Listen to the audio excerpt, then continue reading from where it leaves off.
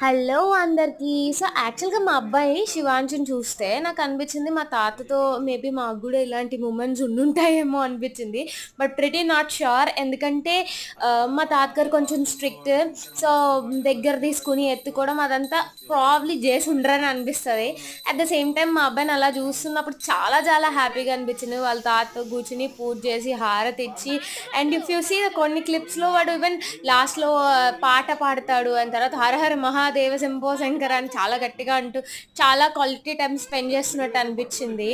And ఈ జనరేషన్‌లో ఖచ్చితంగా మన గ్రాండ్ పేరెంట్స్ ఎవరైతే ఉన్నారో అమ్మమ్మ తాత, మా అమ్మ తాతతో కొంచెం క్వాలిటీ టైమ్ కూడా స్పెండ్ చేయాలి అని నా పర్సనల్ ఫీలింగ్.